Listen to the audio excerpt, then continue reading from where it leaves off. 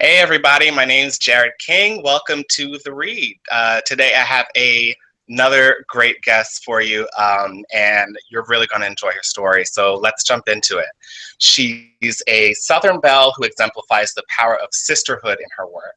With 2 books, she's entertained her readers with great stories, and she lives by a motto coined by Zora Neale Hurston. I don't weep at the world. I am too busy sharpening my oyster knife. Everyone, here is Toya Hankins. Hey, Latoya. Hey,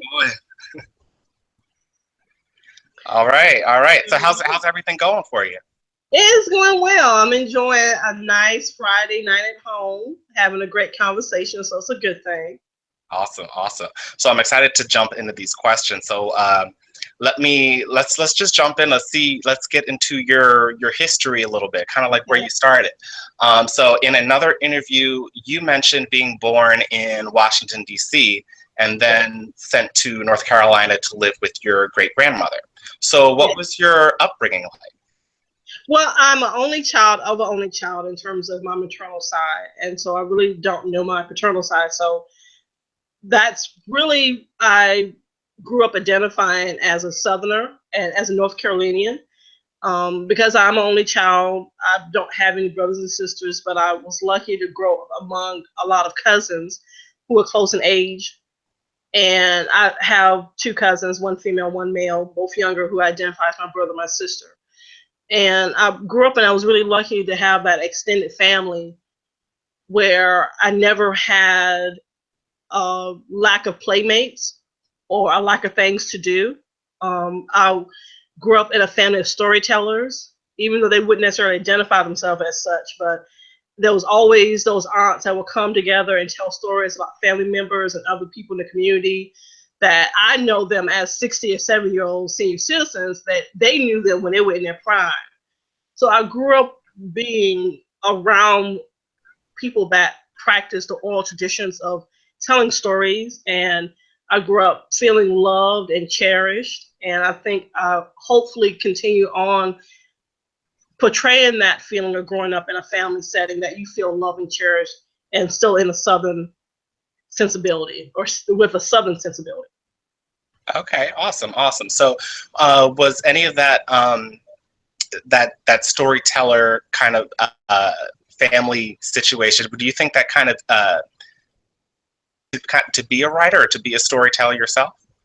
I think it did. I think that I was really lucky from an early age. I was encouraged to write short stories, to write stories. I remember my mother sending me to writers camp at Duke University when I was in 11th grade. I remember being encouraged to write for my school newspaper.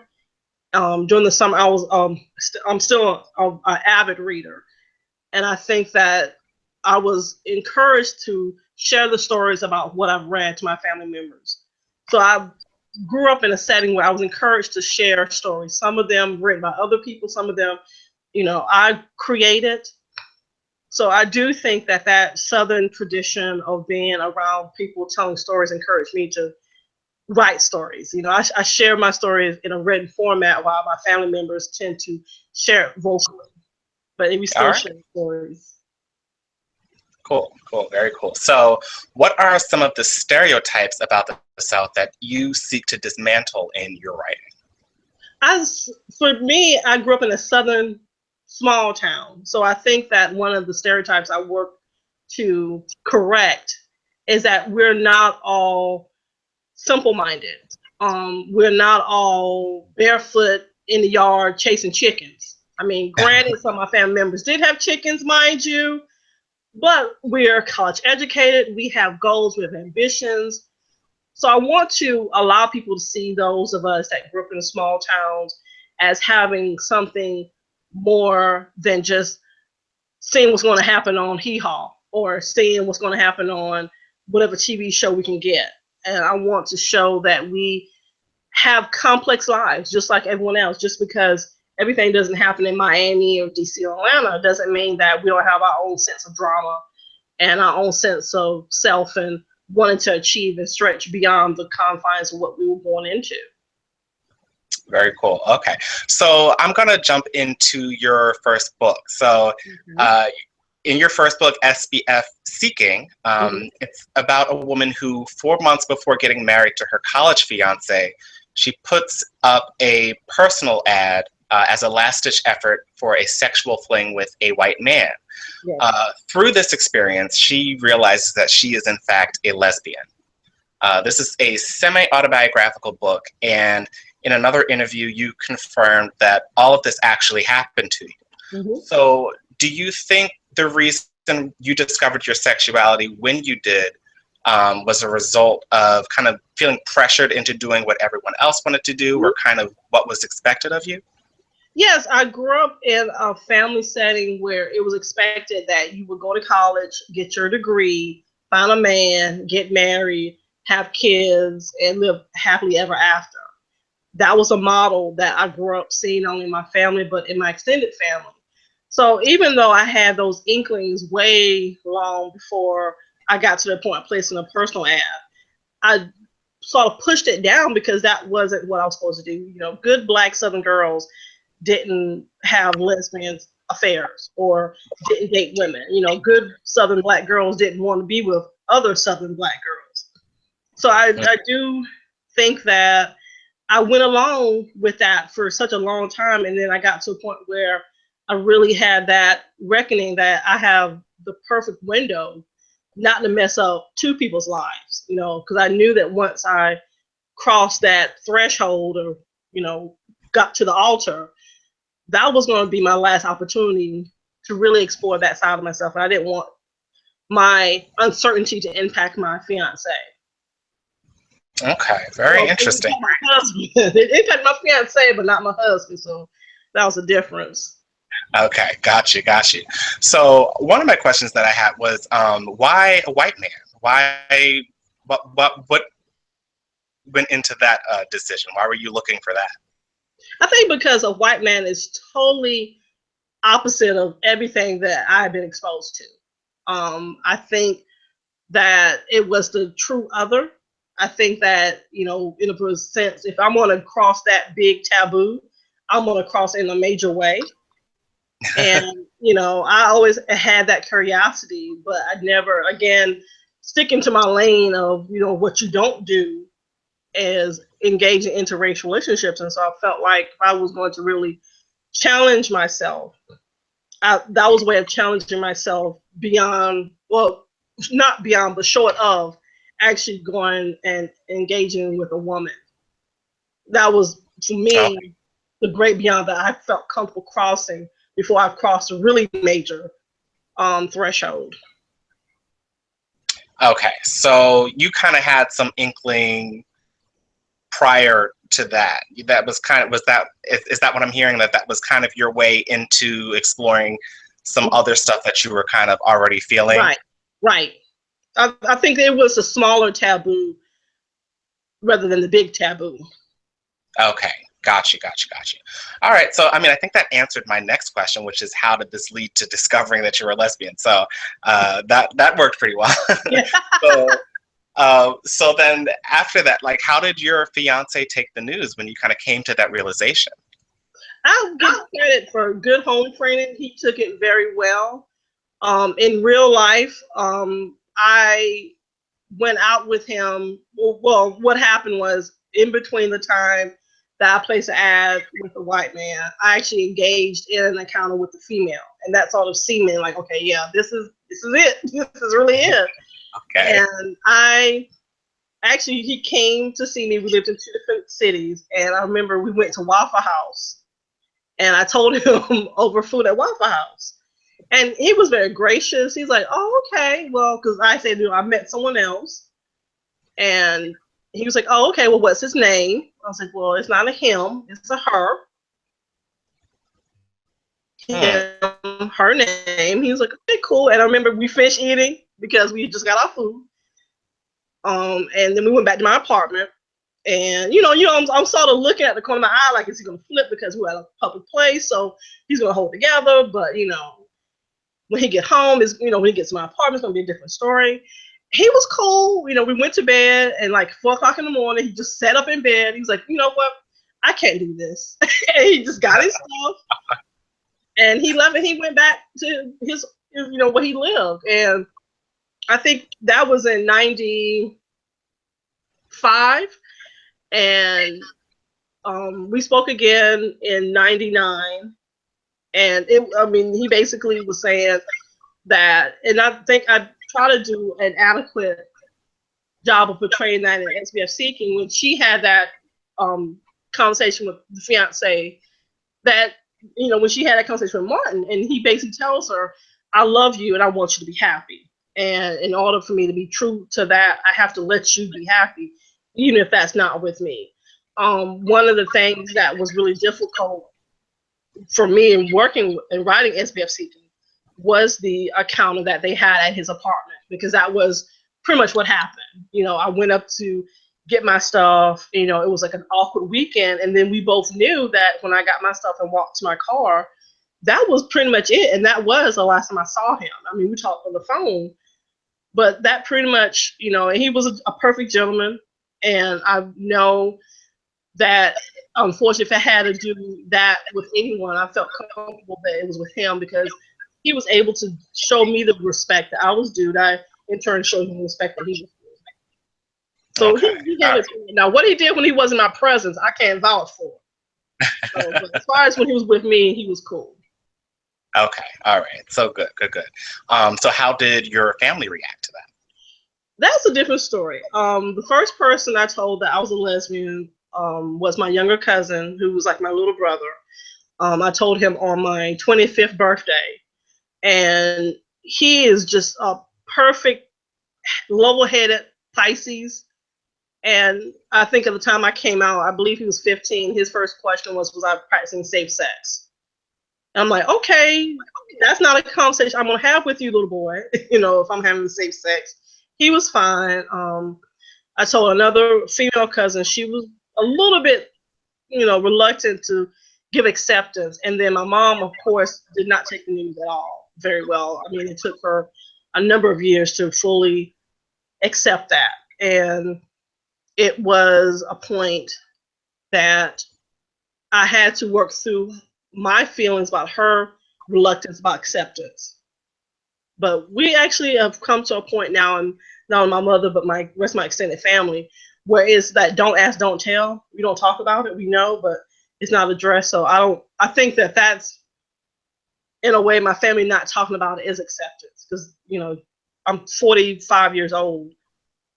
I'm not getting married anytime soon to a man. So I think everybody knows that, Okay. All right. So what's one thing you've learned from the whole experience that you'd like your audience to get? That it doesn't hurt as much being truthful and being honest and upfront as keeping lies to yourself or not being open. I think that when you put yourself in a position where you may be rejected, it is a very painful. You have to really weigh the value of being accepted by yourself and how much that actually is worth more than being rejected by others. Because as long as you can get up and look at yourself in the mirror and accept what you're seeing, no one else is walking in your shoes. No one else is living your life. So as long as you're good with you, that's all that matters. So that's one thing I've learned, is that you have to really put the proper weight and proper perspective in self-acceptance, because that is truly immeasurable. Yeah. I think that's a very good lesson for everybody to get, and that's something that through myself.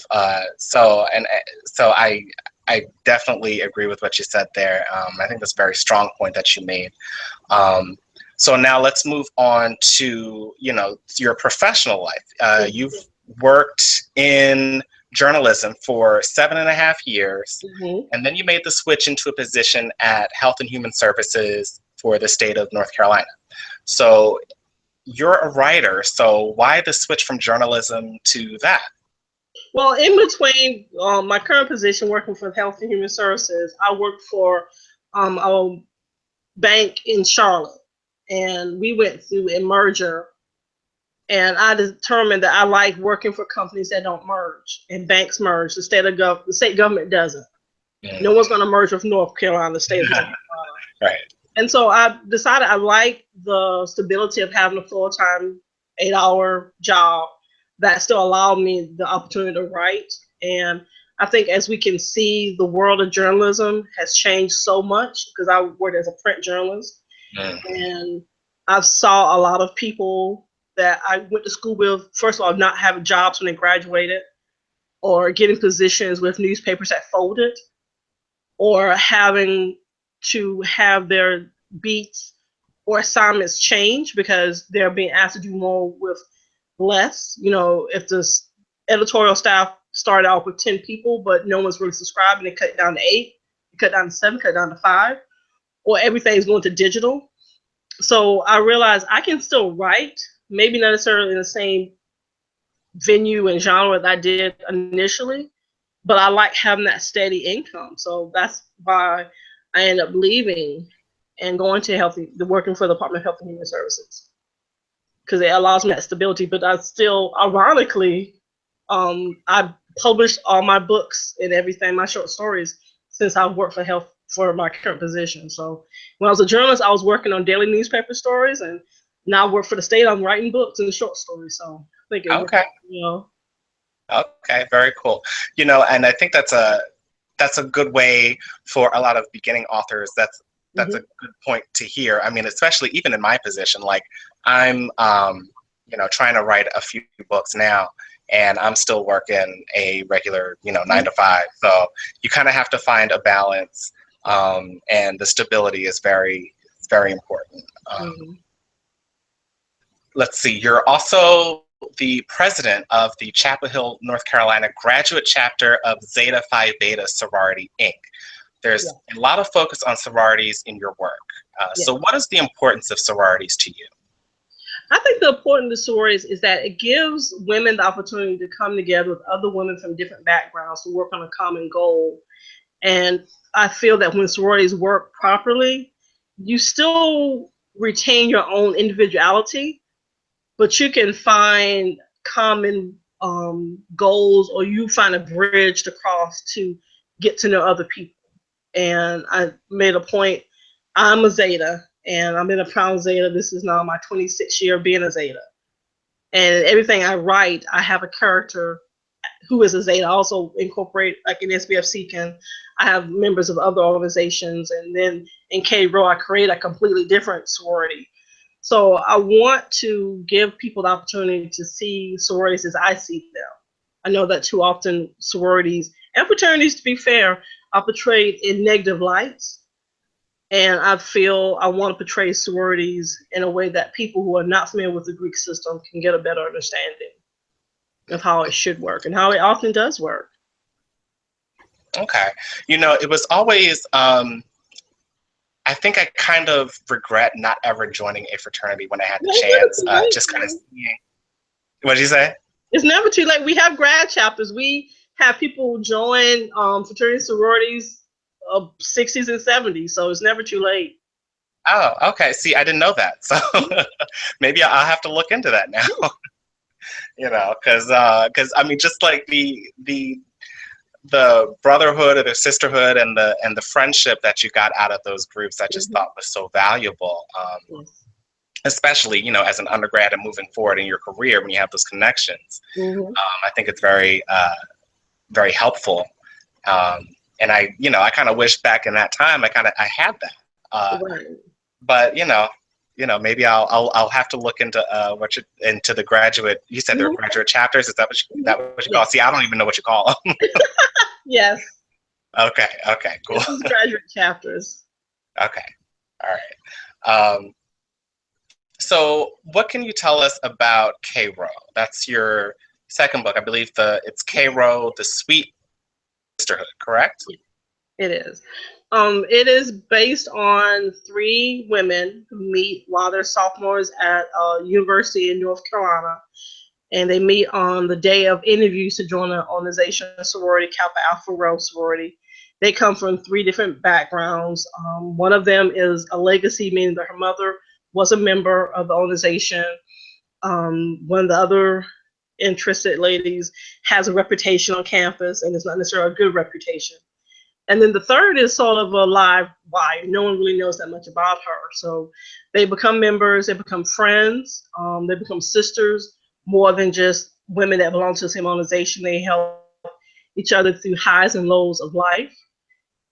And it really talks about what we go through as women and how we find support in our sisters. And in this case, it's sisters that wear the same colors and the same letters. But I would want to see it as an example of how our sisters hold us up and get us through. Okay, very cool. So many times authors write to fix something they see wrong with a specific genre or with the world in general. Is the same true for you in this book? It is. I wrote that book to give a better perspective of sorority life. I also wrote it to give a perspective of women who are working together and not clawing each other's eyes out. I think that not that it happens in every genre or every book, but I think a lot of times you see books that portray women friendships as something that's not going to last. Somebody's going to get mad about somebody stealing their purse or stealing their man. And so I wanted to write something that gave the readers opportunity to see that women can work together. And just because you may meet someone that you don't think that you'll be friends with or can't add anything to your life, once you get to know them and once you open yourself up to them, they could be that balm and Gilead to help get you through and help challenge you to step outside your comfort level. I love the positive message that you're sending out through your work. I think it's definitely needed because there are a lot of examples of that kind of negative dynamic in fiction or in TV. So I think it's definitely good to have a switch. Yes. So how will readers see themselves in these characters?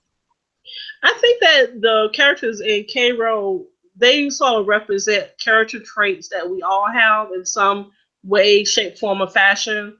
The main character, Kiara, is that middle child where she has a lot of weight on her shoulders. That's the one that she joined the organization, not necessarily because she embodies what they are looking for, but because she's trying to live up to her mother. And throughout the course of the book, you see her getting situations where she's pressing herself to fit someone else's model or trying to do everything because that's what's expected of her.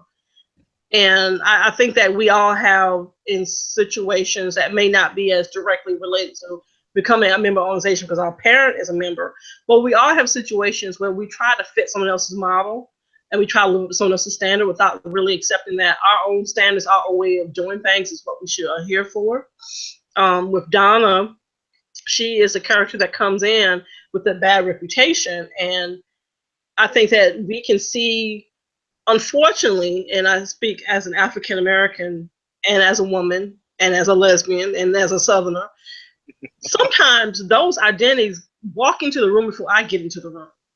So I think that Donna is an example that you can't judge people from what you've heard about other people, or you can't judge without getting to know them. And I think Donna has that character development throughout the course of the book that you may see her, when we meet Donna, she's sitting there with a cigarette in her mouth, talking about they need to get the show on the road because I got to see my shows. Very burst, very like, I don't take any mess. And you see her at the end of the book, sort of that mother who has reconciled a bitter divorce, who's trying to be a better wife, a better mother, a better friend. And so I think we can also see that evolution that we all take. We all get, hopefully, to a different place than where we started from. We grow, we change. With Gloria, you have that just person who is still trying to find themselves.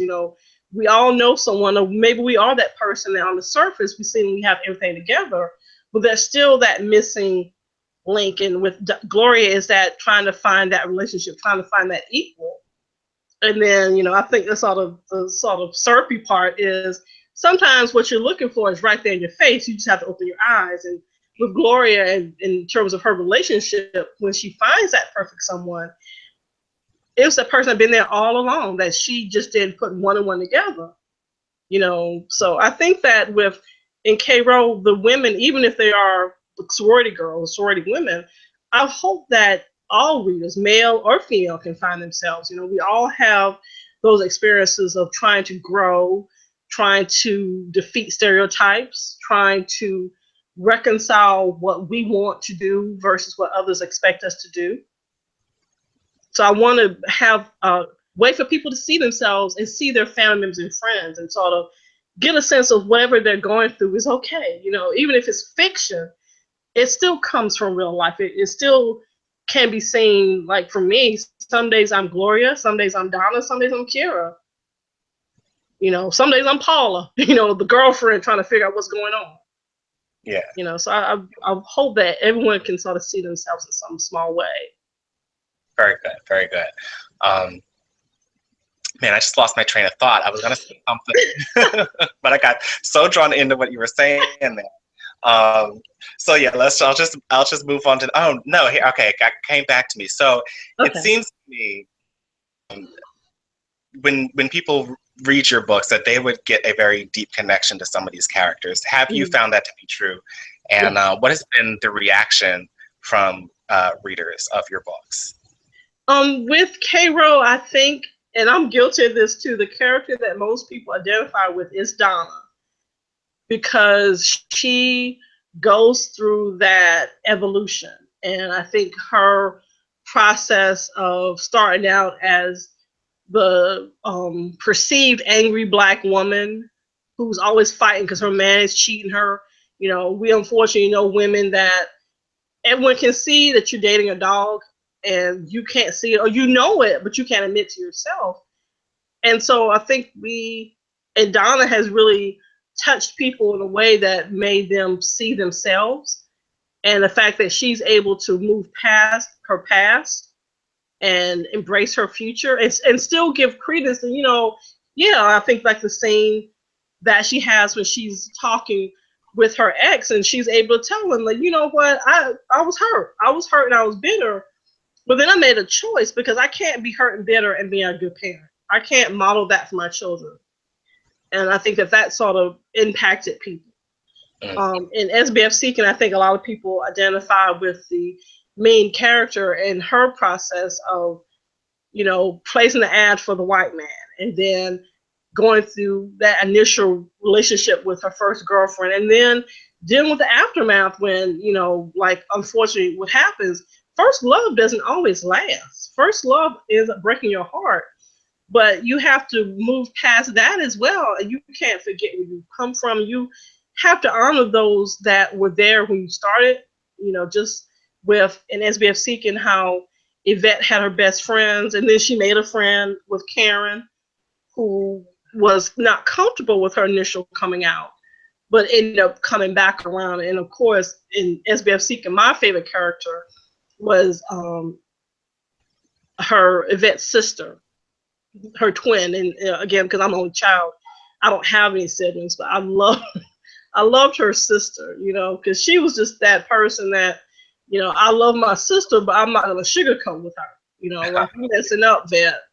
Get yourself together. You know, and she was stylish. I love the wigs. Every wig had a different name because sometimes she felt like Tonda with the ponytail, and sometimes she was Crystal, all innocent. So I think that everyone that I've spoken with have identified those three as being the characters that they identify with the most.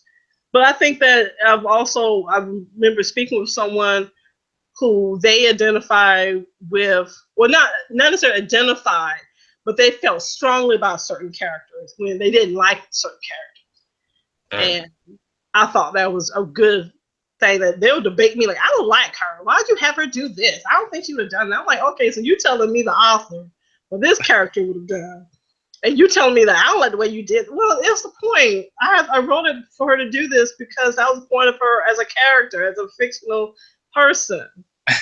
So yeah, people have been impacted, which I think is one of the highest compliments someone can pay, is that, yeah, I've read your book, I like this person, I don't like this person. Yeah, for sure. Even those, like, I've gotten that too. Like, even the characters that people don't like, it's like, you can kind of tell that they were really invested in the story for them to even have that kind of reaction. So it feels really good either way. Yeah, exactly. You know?